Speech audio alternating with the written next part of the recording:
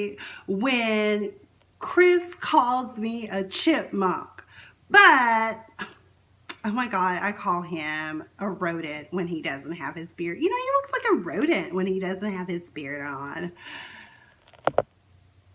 Candiace, baby, don't nobody care at this point. That bothers you.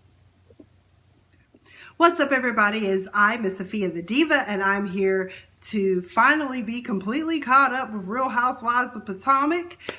We are in season 3, episode 15, Turmoil in France. Okay, to turn a phrase, they use the essential oils, which Monique drones on and on and on about incessantly.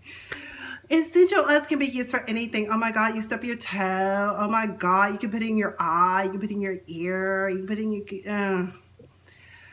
Bravo was shady for that montage. But let's hit it from the top. When we left off last episode, there was damn near Amelie about to break out in the lobby of this nice, luxurious hotel filled with all these rich white people, people that pretend that they rich, and you got some black women down there just about to get into all-out melee is what it appeared. Giselle is going in on Karen about the fact that her business partner, Erica Lyles, who, as it turns out, is also a soror, and who she pledged, she made her, who is a business partner that she put all her business out there in the street, honey. And I don't care if you are my big sister and we've been tight for 25 years. That was inappropriate, Giselle. However, it would seem to me that the likes of Erica Lyles and even Kendall, there are cast members trying to onboard new blood. I think that Erica Lyles will be in season 4. I think she will be a friend of the show. Who knows? She may even become a full cast member. And I also think that they're hoping that will happen for Kendall.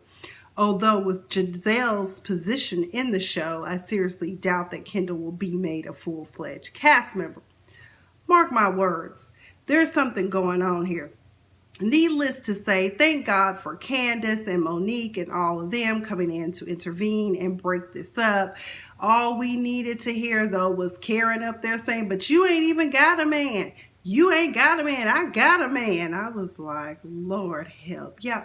And then Candiace said the best thing, all of us were thinking, you know, why y'all out here yelling? Save that for the room. These white folk are looking at us. I was like, y'all lucky this ain't America. They would have called the damn cops on you and you would have became a hashtag. Okay. We got Coupon Carl and Sidewalk Sally and all these other people. Lord help. Help Jesus. Touch God. I just didn't get it. It was very inappropriate. And I was like, what is this? Were we raised in a barn in the backwoods? Well, for Karen, she was raised on a farm in the backwoods. But still, I too was raised in the backwoods of Mississippi. And I don't act like that out in public. Giselle said in a blog post that Erica Lyles, she did forewarn her that this was going to go down. So, okay. And all of a sudden... Sleepyhead Robin, Sleeping Beauty Robin, emerges after all of the chaos and disorder has ceased, and Hurricane Giselle has now reached a tropical drizzle. So she tells them that everybody's gone, okay? But I'm gonna go upstairs and get my flats. I was like, you were laughing at Karen for her sneakers, for her CVS sneakers, but you're gonna take them heels off because you're doing touristy things. You're gonna be doing a lot of walking. You can still be cute in flats. Tory Burch, of course. I don't own a pair, but my Sam Edelman's work very well. Plus, walking in heels could be dangerous. Anyway, let's not be like Portia, who also had a nearby fatal crash in Spain on set with the Atlanta cast. I was like, who wears 6-inch heels to go on touristy things? I don't get it. Then what was funny is Giselle and Robin ordering these crepes. And they were like, what do black women have to do to get these crepes? I was like, get Duolingo. Okay, it's an app on your phone. It works great. It'll help you get the basics out of the way. I think it even will speak for you. It'll do a translation for you. And Charrisse, I also want to encourage you, next time you are in a foreign country with a language that you are unfamiliar with, please get Duolingo, because you sitting up here quoting the damn R&B song Lady Marmalade, which was about ladies of the night in the red light district asking men, do they want to sleep with her? And guess what? That's what you just asked these French men. And then when Monique started talking about her blogs, well, you know, I have a blog not for lazy moms, and I just use essential oils. The guy at the distillery, at the essential oils distillery, was like, he was like, ma'am, I don't know what you're talking about, but okay, girl.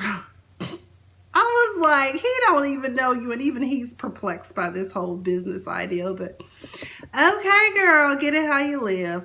And then again, Bravo was shady for that montage that they did showing Monique droning on and on and on about what essential oils can do in her ramblings. I was like, okay. So Giselle and Robin are having their girls' day together, and Giselle says, well, I thought, I could have sworn, unless I misunderstood, you selectively misunderstood, Soror. You said that I thought that the 2 trips or the 2 tours were optional and y'all could do your own thing. Not to mention the fact that you led Robin to believe that everyone left you and that you couldn't understand Charrisse, and you know how all of a sudden, and then of course Robin feels some type of way about Charrisse and Monique's relationship. So of course she's gonna, you by you telling her that Charrisse didn't want to wait, which was a lie. She led the pack in saying that we should wait. Candiace said we can wait. I believe Ashley even articulated that they could wait. So honestly, at the end of the day, what should have happened, Giselle, you could have saved that white lie for another time. And you could have just told Robin, I sent the others ahead because I really want to spend time with you. They wanted to wait for you, but I told them, that go ahead, we'll catch up. Now, at the distillery, Ashley is with the group, which to Monique is suspicious. So she felt compelled to ask her, why was she not with her new buddies, her new bosom buddies, Giselle and Robin? And Ashley was like, I'm just happy being here. You're not spying on us, are you? I'm like, Monique, how can Ashley spy on any of you when the whole season is taped and everybody watches it? So we all know what you said, at least on camera, okay? So either way, Giselle, you lying and saying that the group left was inappropriate. And I feel that it was inappropriate, Monique, for you to come at Ashley. But given that it's Ashley, the bone carrier of the Potomac, it's a legit question in the end. Then I figured out, because when I watched this episode, I watched it 15 minutes in. I caught it at 15 minutes in. I had to wait and catch it when I could on demand. And so I see now why Ashley gave such a visceral reaction to the kumbaya moments at the dinner table later on in this episode. That's why I knew. I said, oh, okay, now I know the full story of how Charrisse really feels, because it's almost like she wanted to pull Monique into the undertow of the mess and also drag Charrisse. In some ways, maybe she was doing it for the benefit of Robin. I don't know. Then when they were doing the little linking up and coming down the stairs like little showgirls, I don't know if you caught, it was a blip on the screen, but like Candiace was like, come on, Ashley. And Ashley was looking at her like, girl, I don't want to touch you. I want to link up with you because, I'm feeling the love. Oh, Lord, but I'll tell you what, we not feeling the love on Candiace, baby. Maybe on this trip, Monique, you should have scheduled for her to be at a French cabaret performing one night only. And maybe she could get the singing out, because Karen said, I love Candiace, but damn, this goddamn singing is getting on my nerves. Shut the fuck up. I was like, what is... Okay. I love to sing too. I'm not a vocalist. If you watch these videos, I do them throughout from time to time, my videos, because, there's a song for almost every situation. And my catalog of music is diverse and great. Like the other night I was out somewhere and they were playing like 80s pop, like Hall and Oates, and my friend was looking at me all crazy. I'm like, what? You don't like Hall and Oates? I'll do anything that you want me to do, but I can't go for that. No, no can do. Anyway, I love Hall and Oates. But anyway, getting back on task. So this is the point where Giselle and Robin meet up with the rest of the group, and that's when Giselle lies and says, you know, the group left, and everyone's like, no, that's not what happened, and everyone articulated the truth. The truth of the matter is that no one wanted to leave Robin. It's just that Giselle pushed everyone to leave. And so that's when in the confessional, Giselle confesses her true intentions was just to spend time with Robin. Honestly, let's be real. The Green-Eyed Bandits came on this trip begrudgingly.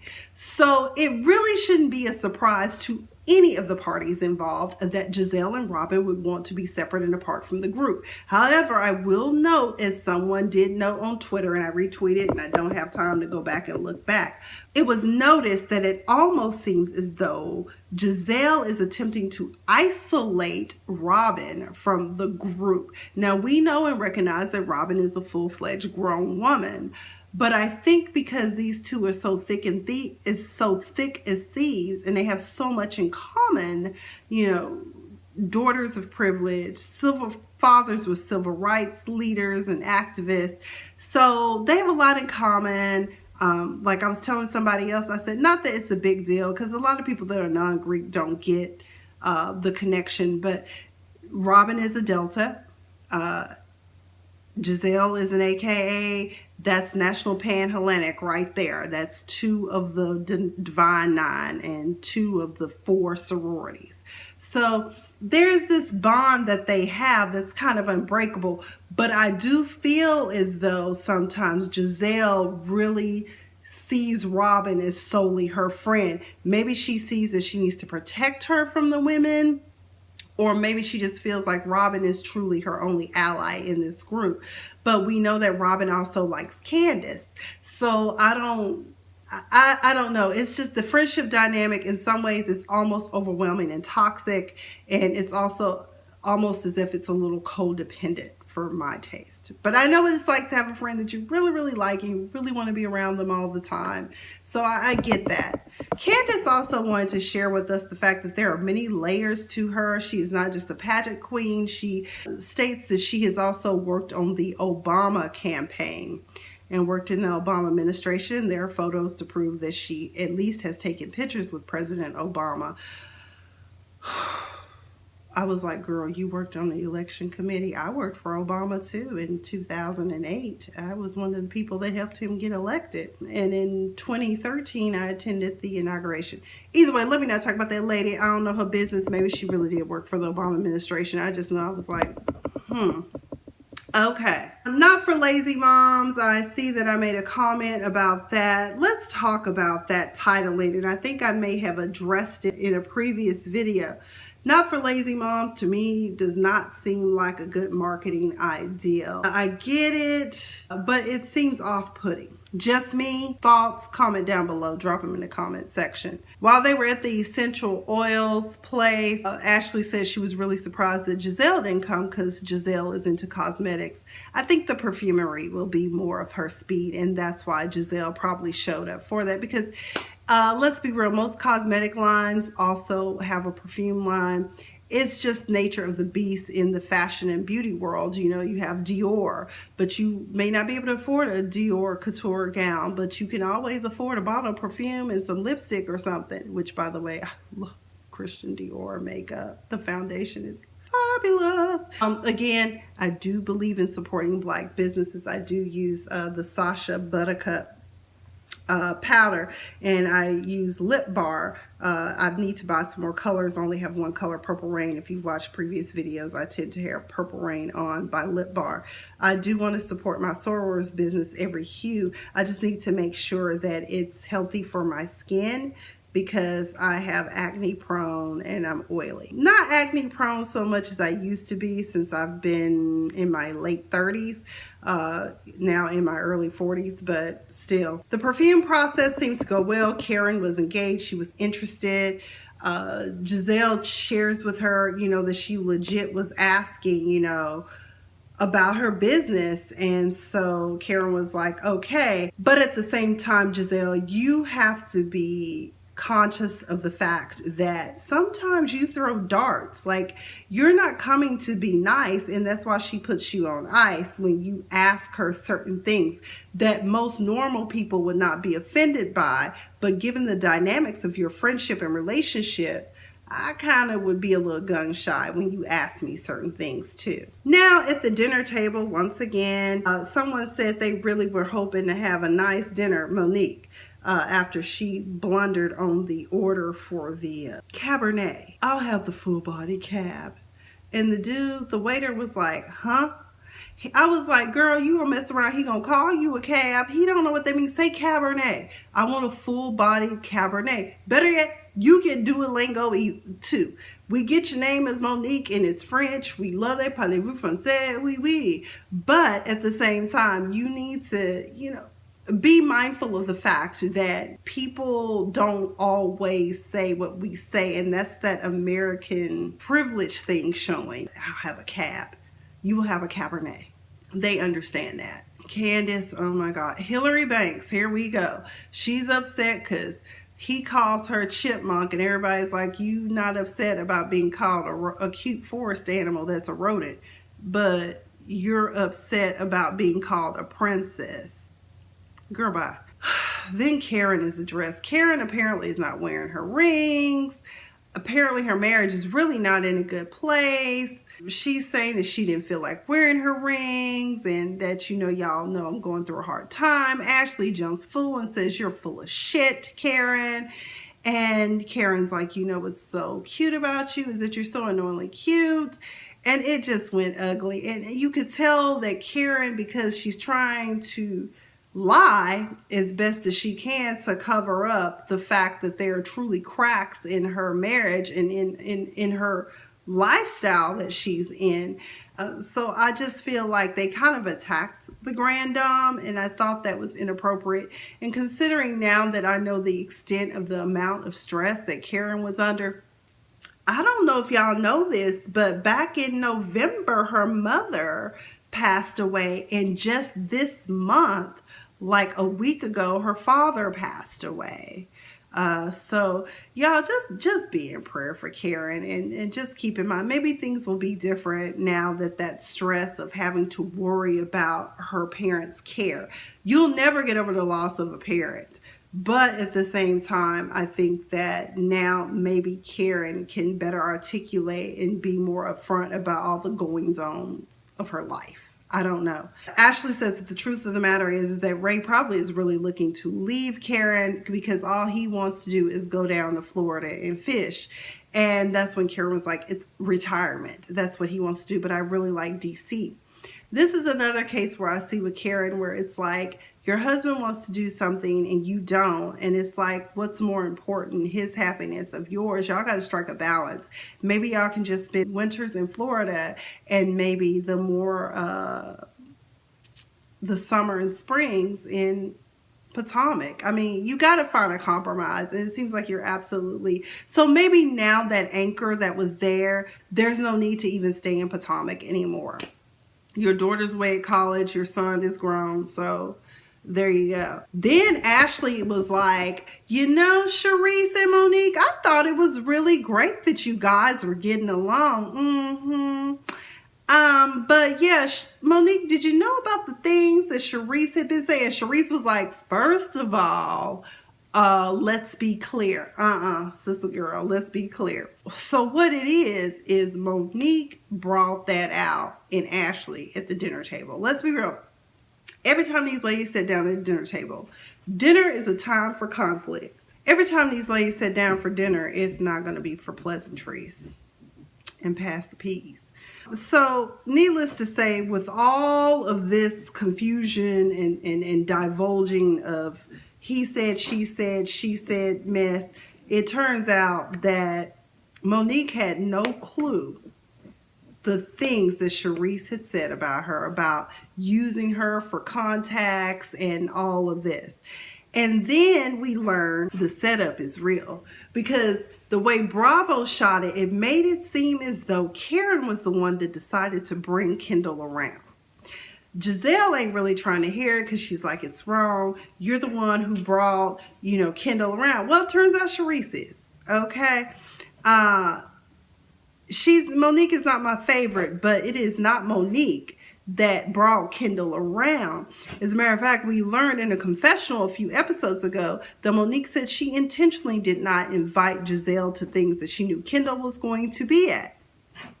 It was only after everyone had turned down the invites that she even decided to invite Kendall to that fundraiser that she was a presenter at. However, Charrisse, because she knows how so eager Monique is to be a socialite and make new friends, she said, I just gave her the baton and she ran with it because I still have unresolved issues with Giselle with this whole fireman thing.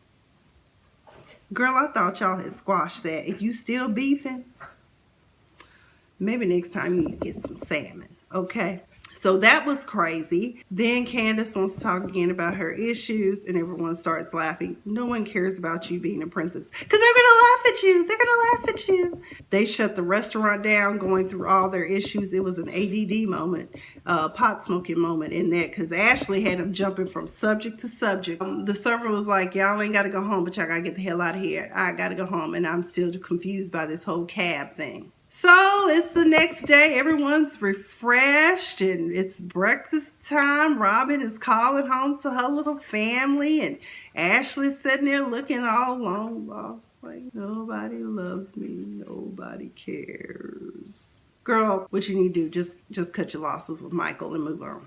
Move on. Somebody else will want you. Somebody else will want you that will give you a baby. Yeah. There is a discussion with Candiace, Karen, and Charrisse. And Karen told her, I told you from the jump how this group is. If you want to take control, you got to take control of the conversation. The truth of the matter is your timing it's off. But if you just have to insist upon, bringing these things up, then you need to take control of the conversation. My thing is, if you're that bent out of shape, Candiace, over being called a princess, your parents did not give you the coping tools needed, and it is their fault why you find yourself in these situations of being perplexed and confused by being referred to as a princess. And I'm with Robin. Robin was like, I was raised where my parents took very good care of me. I was privileged, but so were all the other children around me, and everyone else around me was being raised in that same capacity. So, and I'm grateful for that, but I don't wear it as like a badge of honor or a burden or whatever. It is what it is. And I was like, yeah. So Robin was like, I'm finding it just hard to sympathize with Candiace. And that's why I said her parents did her a disservice. And I really don't think it's her parents. More than anything, I think it's her mother, Miss Dorothy, that has basically raised a brat for all intents and purposes. Let me tell you, some years ago when I was in junior high, for whatever reason, I don't know why, people used to tease me and call me rich girl, which I found laughable because my parents were far from wealthy. But we did have multiple vehicles, and I tended not to wear the same things twice, at least for not long periods of time, kind of like how my wardrobe is set up right now. But that's only because my bonus dad worked for a clothing store, so I was able to get a lot of my clothes on discount. So whatever. So Candiace, embrace it. If people are calling you a princess, just embrace it, turn it around, make it work for you, boo. Then Charrisse told Candiace that the truth of the matter is that you come off as a braggart and a princess.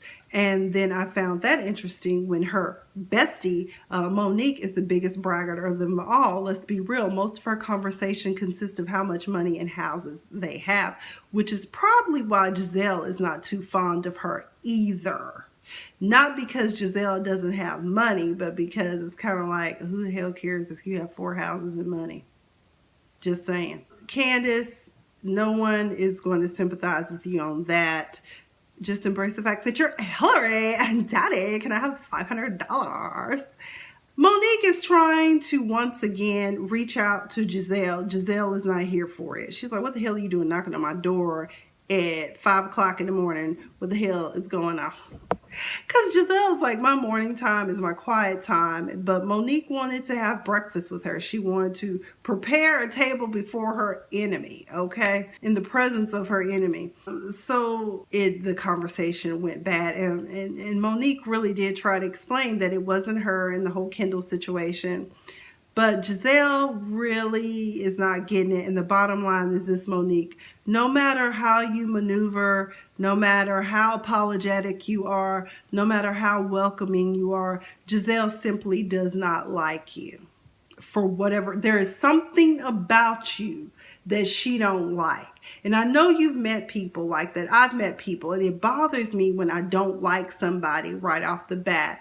But it's always for good reasons. And then you find out later on, okay, I was right. My instincts kicked in, and that let me know, don't get attached to this person. I just saw something else. No matter what good you see in some people, sometimes you gotta just let it be what it is, okay? So Giselle told her, you know what? I know what's going on here. You shot your shot and you missed. And she don't. So she gonna be sitting back in the cut waiting for the final act. What's up? Like a ninja, and gonna blow your head off. I was like, oh my God, that is so not sisterly. Ethel didn't teach us that. Oh my God. Either way, comment down below. I know a lot of people hate Giselle. I see it all the time, and I'm just like, I'm biased when it comes to Giselle, but I think in this review I was very upfront. The lying and the refusal to like Monique.